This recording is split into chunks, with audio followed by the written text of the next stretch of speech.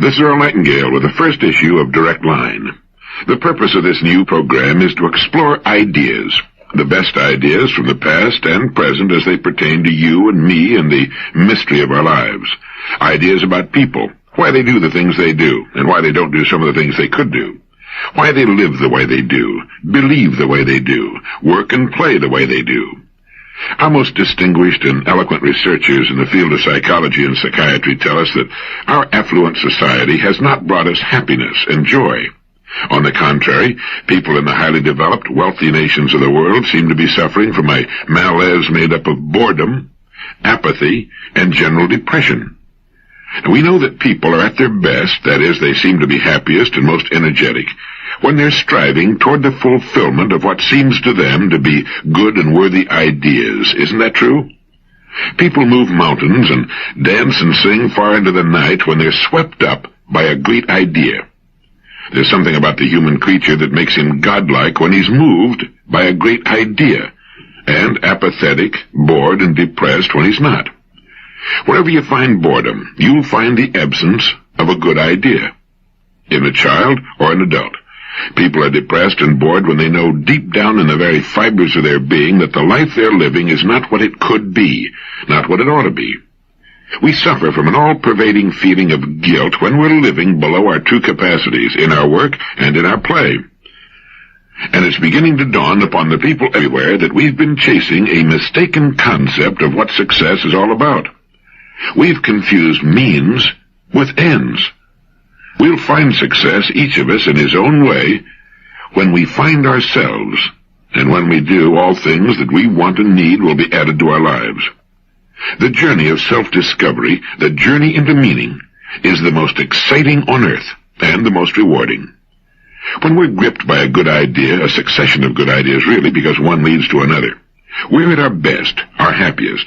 We may not know that we're happy, but we are, and our lives are characterized by a feeling of worth, of purpose.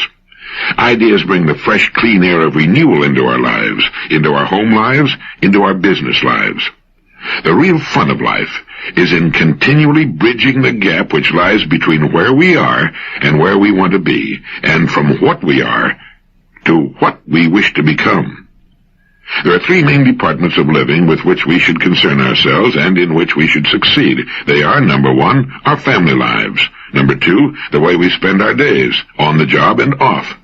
And number three, our income. The purpose of this program is to help us find more meaning, more real success in each of these vital departments.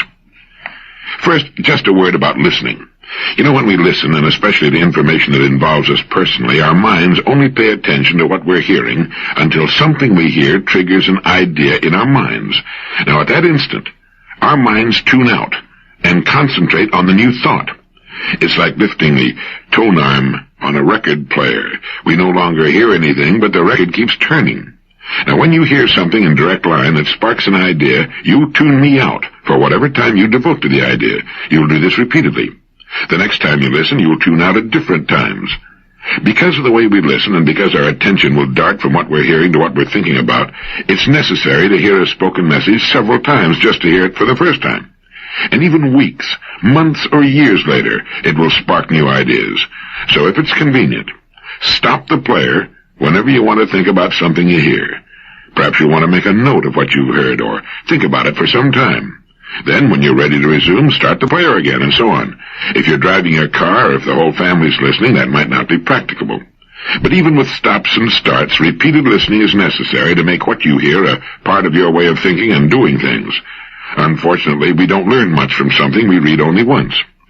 If it were printed, it would take time away from other things.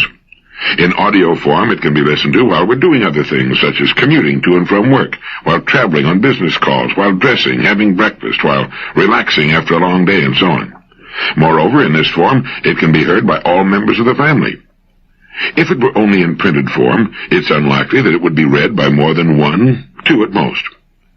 Another important reason for the cassette tape is that listening is our most effective and effortless way of obtaining information, the most natural way to learn anything. We learned by listening for many years as children before we learned to read. You see, we pluck ideas from speech as we might catch fish from a flowing river. We're not even conscious of the words being used. We listen for ideas. And that's what this program is all about. We learn to read by listening. And for most, reading remains something of a mechanical process from which ideas must be constructed. And finally, the spoken word carries so much more interest and flavor, so much more meaning, and an emotional impact impossible with the printed word. Well, let's begin with this great thought. It has appeared in many forms in man's literature, but I believe it was Emerson who put it best. Nature magically suits the man to his fortunes by making these the fruit of his character. We might experience some difficulty in finding out what we're really like by trying to look inward, but we have only to look about us at our fortunes, for they are the fruit of our character. The late Dr. Maslow, former president of the American Psychological Association, said you judge a person the same way you judge an apple tree, by his fruit, by what he produces. Do you go along with that? It's hard not to, isn't it? Well, what is character? My Random House on a Bridge says character is the aggregate of features and traits that form the apparent individual nature of some person or thing. My Oxford English Dictionary gives us its first definition: a distinctive mark, impressed, engraved, or otherwise formed, a brand, a stamp. Any person who has had the chance to live as an adult for any appreciable length of time begins to collect about him what we can call his fortunes. They represent a merciless mirror of him as a person. They reflect his nature and constitute, in total, a distinctive mark, a brand, a stamp. Just as you can tell the name of a fruit tree by examining its fruit, you can tell a great deal about a person in the same way. And we can tell a great deal about ourselves. We surround ourselves in an environment, in circumstances, as Professor Jose Ortega y Gasset used the word, which reflect us, and which include our true beliefs. No matter how loudly we talk about what we believe in, our circumstances reflect our true beliefs. They show to others what is important to us. They reflect our degree of maturity at any given stage of our lives. You see, our fortunes are simply the sum total of what we want and believe we are qualified to receive at any given stage of our lives. For our fortunes should change. They should not just accumulate as we get older, they should change in quality. Change to reflect the changing person. If they do not change, it is an indication that we are not changing. If they do not grow in quality, it's an indication that we are not growing and maturing as persons. Our fortunes are the fruit of our character, and our character changes. Someone once said to Dr. Robert Hutchins when he was Chancellor of the University of Chicago with regard to adult education, that you can't teach old dogs new tricks. To which Dr. Hutchins replied, human beings are not dogs, and education is not a bag of tricks. We can grow, through knowledge, with good ideas, and as we grow, our worlds will change to reflect our growth. We outgrow our old selves and shake them off like stiff cocoons no longer big enough to contain us, and that's as it should be. That's the way a person, a family, an organization of any kind should grow. We might say that a person, or an organization, will grow in proportion to two main conditions. The first concerns his degree of receptivity. Are his windows open to the fresh breeze of renewal in the form of new ideas and creative thinking? Many persons, in organizations are closed systems. They've got their windows closed and locked, apparently in the belief that they're already the repository of all useful information. We can all name such persons and such organizations, some quite large, but shrinking. The one thing that always typifies a closed system is that it ultimately begins to shrink, and it will eventually die if it stays closed long enough. Any person or persons making up the management of any sort of organization who feel no need for new ideas, or who do not challenge their own beliefs from time to time, are on the road down toward stagnation and decay. And the second condition governing a person's or organization's growth will be determined by the source or sources of ideas. Now, if our ideas come to us only from those by whom we're habitually surrounded, those who live much as we do, we'll tend to do little more than reiterate and fortify the ideas we already live by. That's also true in an organizational sense. A person can be said to be an organization, indeed a highly complex organization. Like any other sort of organization, the overall success will be determined by the quality of management. Just as the success of any business or other organization depends for its success or failure upon its management, so does the success or failure of a person depend upon the way he manages himself. We're all units of production. We produce things and words and attitudes which reflect our management, and the quality of our product, our total product, will be determined by the quality of our own self-management. Now, we can determine the quality of our overall product by simply assessing what we're being paid for it. It's true for a person, or for a business firm, or any sort of organization. And we might say the quality of our management will be determined by the quality of our ideas. The main ideas of our lives are the main roads on which we travel. So where do we get most of our ideas? When you ask about the extent of a person's education, you must ask, who were his teachers? We need to ask ourselves the same question. We can change, we can grow, and as we change and grow, our fortunes will reflect that change and growth. That our character is the architect of our fortunes is an interesting idea, isn't it? It's so interesting that it could bring about a significant change in our way of living. It could modify or completely change our goals in life. It gives us a way of assessing the quality and the importance of the product we're producing in each of our important divisions. Let's say a company has 3 divisions. 2 are doing well, 1 is losing money. Now, the one that's losing money, provided it's been losing money for some time, would seem to indicate that it has poor management, or else it produces a product or service without sufficient demand on the part of those it would serve. Now, the same can be said to be true of the different departments of our lives. Quite often a person will be great in one department and poor in another. Great on the job and making a living perhaps, but poor at home, or great at home and poor on the job. And I think we can safely say that every relatively normal person wants to succeed in each of the 3 main departments of living. In his family life, in the way he spends his days, that is, the work he's chosen and the way he chooses to spend his free time. It's surprising, how many people tend to forget that they chose their work of their own free will, just as they chose their spouses of their own free will, and the main direction of their lives of their own free will. And we all want to succeed in the income department. That is, we want an income sufficient to fulfill our wants, not just our needs, but our wants as well.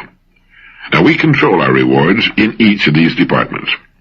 If we've been adults for any real length of time, and if we've achieved any real maturity, we must admit to ourselves that our rewards in each department are commensurate with our management, with our success in interacting with those upon whom our success depends. Now, that's an idea we will accept or reject, depending upon whether our windows are open or closed. I mentioned earlier that we often confuse means with ends. For example, an automobile is a means to an end. It's a means of getting from point A to point B. Money is a means to an end. It's the means to the kind of life we want to live. It represents financial security now and in our later years. It represents good health, education, travel, a good home, and so forth. Now, in our society, these means to ends and others have often been confused with ends. The automobile or money in itself has become an object of veneration, not for what it will do for us to make life more convenient and more pleasurable, but rather for what it is in itself. We tend to worship objects in our society. And finally, we find ourselves in possession of all the objects we ever wanted, and we stand in the middle of them and look at them and come to the realization that they're not enough, not nearly enough. A human being needs more, much more than a pile of objects, important as some of them are. And that's one of the reasons we find so much depression, so much boredom and apathy about us. People have what they wanted. Why aren't they happy? Could it be that they've not moved on to other, larger, and more worthwhile goals? I think so. George Bernard Shaw said that it is the first duty of every man not to be poor. And I agree with that. Poverty has never brought happiness. We see it staring from the hunger-ravaged faces of the world's underprivileged. We see it in our ghettos. But there are 2 kinds of income, psychic and tangible. Now, psychic income is the income of the mind and feelings, the kind we get when we look at our loved ones or when we've done a good job. Psychic income is the income the firemen get roaring through town with the sirens screaming. It's the income a police officer knows when he straps on his revolver and assumes the authority of his uniform. There's psychic income that comes with a promotion, with the executive suite. It's excitement and satisfaction, and it's perhaps the most important income we receive from our life's work. We can make a living, we can get rich doing many things, but psychic riches come from being in the kind of work we like, doing the things we want to do. Conrad Lorenz, in his excellent book, On Aggression, tells us that the drive to fulfill oneself to realize, if possible, the potential of one's unique endowment is coded in our genetic instructions. And it's going contrary to our genetic instructions that causes us anxiety, guilt. We seem to know that there's a way to live that's better than the one we're settling for. Now, families, schools, society all work to fit us into established pigeonholes, and for some it's fine. For others, the shoe doesn't fit. It hurts. It rubs and chafes and can become agonizingly painful. No psychic income there. So those must seek it off the job in hobbies and avocations, or change the job. But we need to get it somewhere. Psychic income is an important part of our income picture. As to financial income, it should meet our requirements. What those requirements are is a matter of individual taste. Our income should be sufficient for us to live in the style we most enjoy, have the things we think are important, do the things we want to do, see the places we want to see, and perhaps help others who didn't manage or couldn't manage to work it out for themselves. In a society such as ours, it can be said that not every person can find the kind of gainful employment that forms a perfect fit with his aptitudes, likes, and dislikes.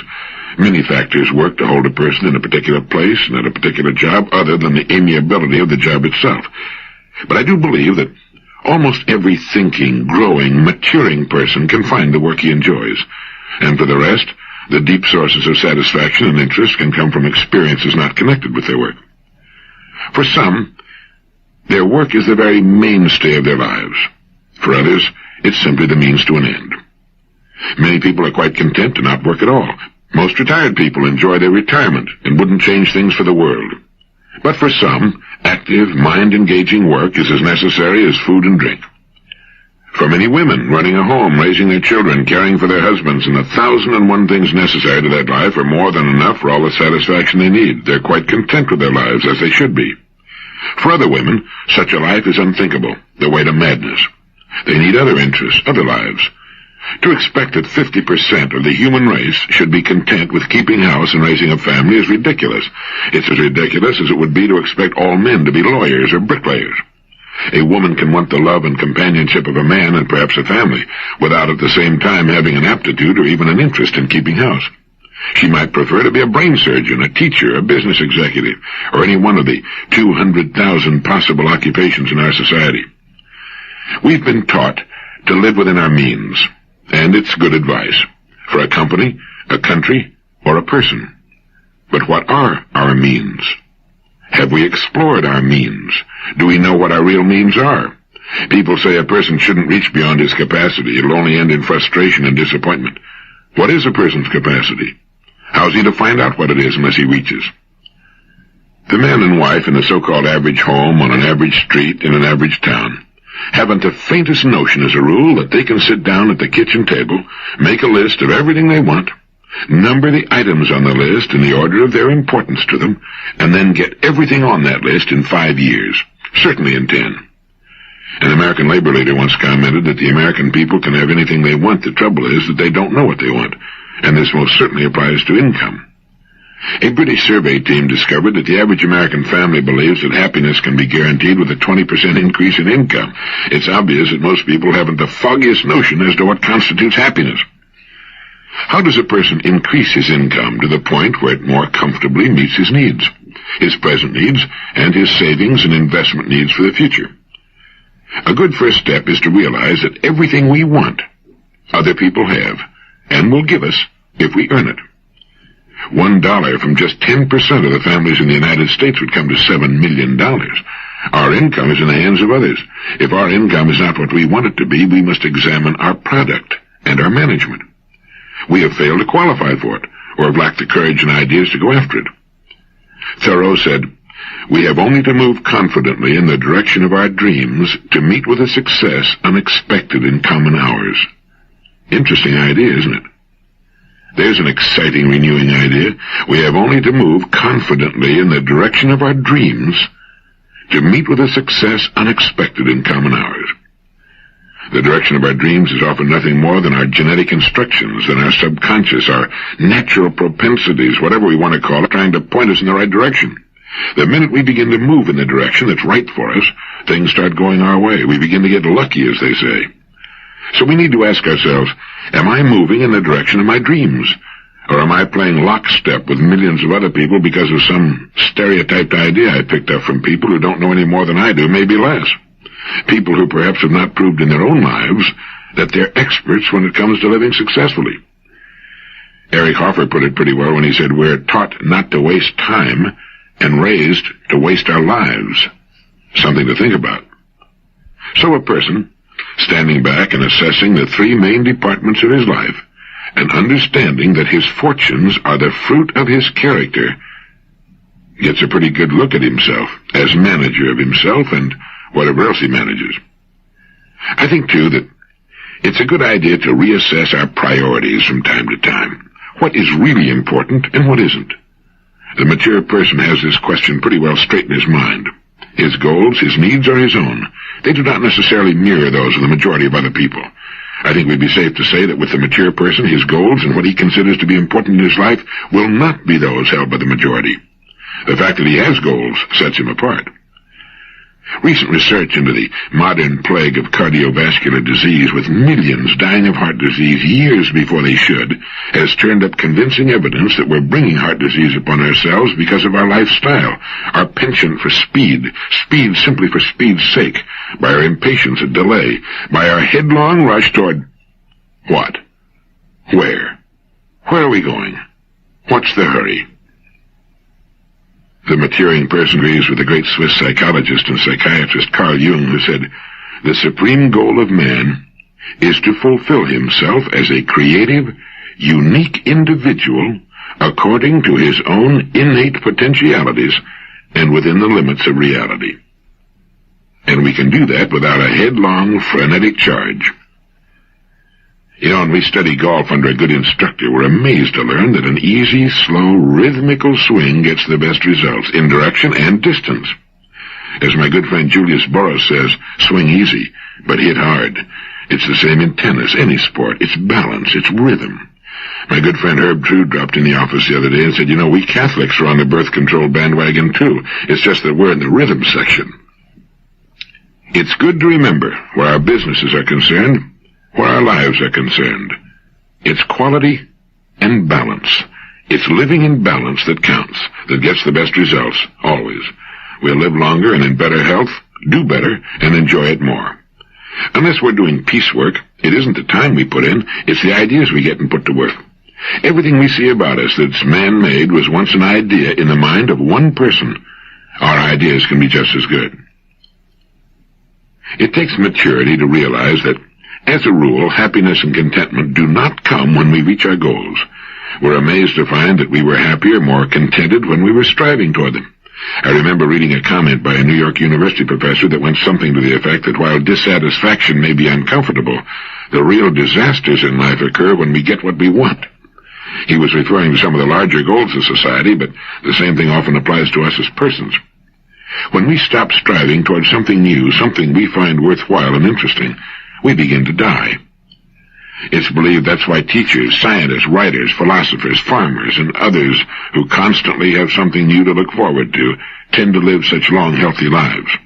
The teacher has a new class every year. The scientist is always working on a new, tough problem. The writer has a new book or article to do. The philosopher is forever uncovering new, interesting information, fresh ideas.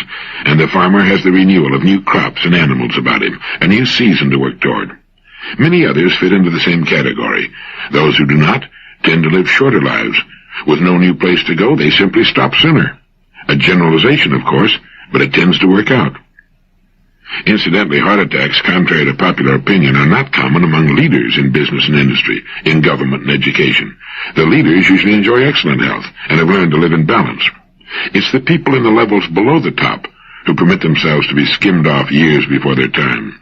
It's been said that a heart attack is nature's way of telling us to slow down or change our habits, or both. It's a rude lesson, often fatal, but that's nature's way. How did Huxley put it? He compared living to playing a game of chess with an invisible opponent who's always strictly fair and just, but who never overlooks a mistake. If we play ill, he said, we are checkmated, without haste, but without remorse. And to those who play well, they're rewarded with the overflowing generosity with which the strong delight in strength. Living in balance, in anything, is the way to play the game well. How did James Allen put it? A calm, strong life is like a shade-giving tree in a thirsty land, a sheltering rock in a storm. You know, it's only when we're calm and at peace with ourselves that the good ideas tend to come. I think that's why we so often get our best ideas early in the morning or while doing something that's totally routine, such as shaving, showering, driving the car, or walking alone. Most people do not do much creative thinking, you know. In fact, they've been put down so many times as youngsters they've learned to distrust their own ideas, doubt their own ability to get worthwhile ideas. Our mind, and no one knows what the mind is, incidentally, or even where it is. The ancient Greeks thought for a while it was located in the liver. Our mind comes as standard equipment at birth. But since the demands put upon it are relatively small and it's not required to come up with new ideas, it soon falls into disuse. As with anything else, what we don't use, we tend to lose. And so it's easy to forget or never learn that we own free and clear the most amazing agency ever to appear on Earth, the human mind, all of it, whatever it is, subconscious and conscious, seeming to draw as it does on the mysterious stuff of the universe, past and present. You know, there's a system for creative thinking. Perhaps you're familiar with it. First, you define the problem. Put it on paper. Quite often, just defining it leads to a solution. The next step is to begin gathering data with regard to the idea. We need to find out all we can about the possible ways in which such an idea might be solved. We need to read about it, talk to people who've had similar problems, find out all we can about it. Next, we need to write down possible solutions. Think about possible solutions. Turn the problem every way but loose. Worry it like a puppy with a slipper. If it has to do with a product, can it be made larger, smaller, a different shape or color, simpler? You know, it's generally believed that in order to produce a product of excellent quality, it must cost more. The old dichotomy still hangs on the idea that if something is inexpensive, it must not be of the highest quality. Well, that's ridiculous. It can be inexpensive and still be of excellent quality. Think in terms of simplification. Can the superfluous be taken away? Sometimes a superior product must cost more because of the quality of its components and manufacture, but not necessarily. Since World War II, we've seen some excellent products turned out at very reasonable cost. After you've thought about it until you begin to dream about it and talk to yourself about it, then forget it. Let it slip down into the great cooker of your subconscious mind, where the archetypes of your racial memory and your genetic wizardry and 10 million ancestors can all work on it and hold it up against 1,000 solutions. The mind is like a supercomputer. It'll work on a problem while we're doing other things. Let it cook as long as it needs to, and then, one bright morning, if you're like I am, it'll usually wake you up at about 4 in the morning.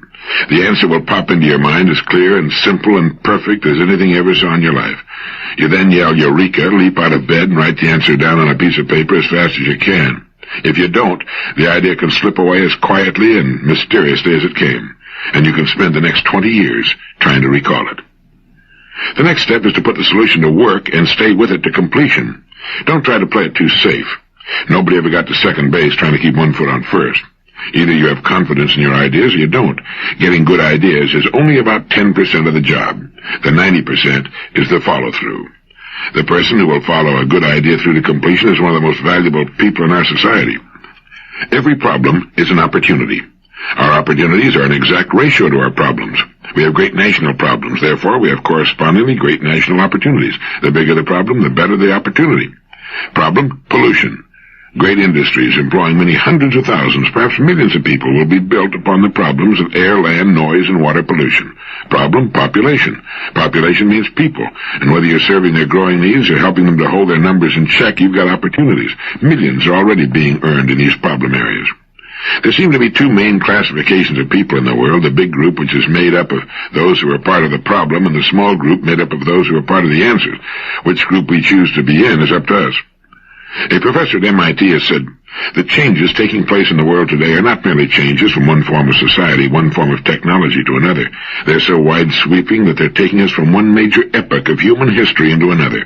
We are in an order of change which is completely different from anything our ancestors knew, unless we go back 10,000 years when they invented property, ownership, work and mechanics based on the wheel. Change. Unprecedented, amazing change, and you and I are right in the middle of it. For some, change represents a threat to the status quo. For others, it represents unprecedented opportunity. For me, and I hope for you, change always represents new opportunities for growth, development, for the setting of new goals, for the moving on to new vistas, for the fresh breath of renewal. We don't know much about anything really, but most of the top people in the disciplines touching on human conduct seem to be certain of two major points. One, the average healthy person functions at a fraction of his true capacity, and two, that the most exciting lifelong adventure is bringing more of our real powers to bear in our lives.